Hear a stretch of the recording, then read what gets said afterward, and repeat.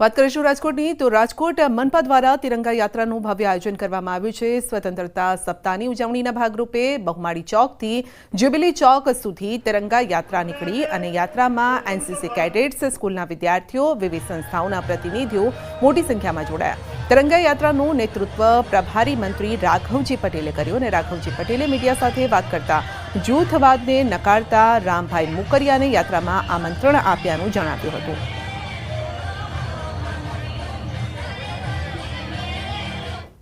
राष्ट्रीय पर्व की उजवणी निमित्ते योजाયેલા સમગ્ર ગુજરાત અને દેશભરમાં જે તિરંગા યાત્રા યોજાઈ છે એ નિમિત્તે રાજકોટમાં પણ આજે તિરંગા યાત્રા યોજાણી છે અને સમગ્ર રાજકોટમાંથી વિશાળ સંખ્યામાં ભાઈ બહેનો આ તિરંગા યાત્રામાં જોડાઈ અને પોતાની દેશભક્તિ સાબિત કરી રહ્યા છે।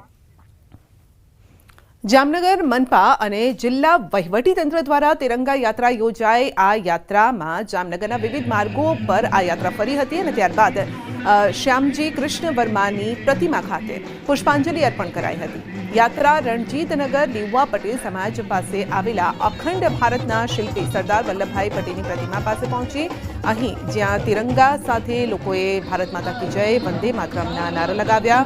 યાત્રામાં ધારાસભ્ય Rivaba Jadeja, deputy mayor Krishnaben Sodha, standing chairman Nilesh Kagathara સહિતના મહાનુભાવો જોડાયા।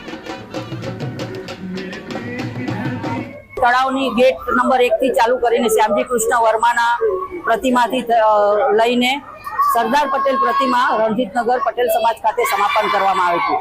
ત્યારબાદ પુષ્પાંજલિ કરીને અમે એક સ્વચ્છતાનો કાર્યક્રમ કર્યો હતો।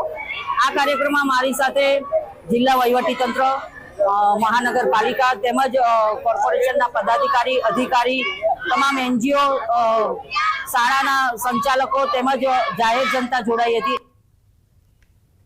છોટાઉદેપુરમાં પણ તિરંગા યાત્રાનું આયોજન કરાયું। જિલ્લા સેવા સદનથી SF હાઈસ્કૂલ સુધી તિરંગા યાત્રા યોજાઈ હતી। આ યાત્રામાં જિલ્લા કલેક્ટર, SP, DDO સહિતના અધિકારીઓ જોડાયા અને તિરંગા યાત્રામાં મોટી સંખ્યામાં નગરજનોએ ભાગ લઈ દેશભક્તિનો ઉત્સાહ દર્શાવ્યો હતો। તો યાત્રા દરમિયાન રાષ્ટ્રધ્વજનું સન્માન, દેશપ્રેમનો સંદેશ આપવામાં આવ્યો અને નાગરિકોને એકતા અને સમર્પણના મહત્વ વિશે જાગૃત કરાયા હતા। તો આ યાત્રા દેશભક્તિ અને રાષ્ટ્રીય એકતાનું પ્રતીક બની। નગરની શાળાના તમામ વિદ્યાર્થી ભાઈઓ બહેનો અને શાળાના પરિવારના તમામ શિક્ષક મિત્રોએ હાજરી આપી અને ખૂબ મોટી સંખ્યાની અંદર છોટાઉદેપુર નગરની અંદર તિરંગા યાત્રા નીકળી છે। દેશની અંદર આઝાદીનો પર્વ મનાવી રહ્યો છે, ત્યારે આપણે વીર જવાનોને પણ આજે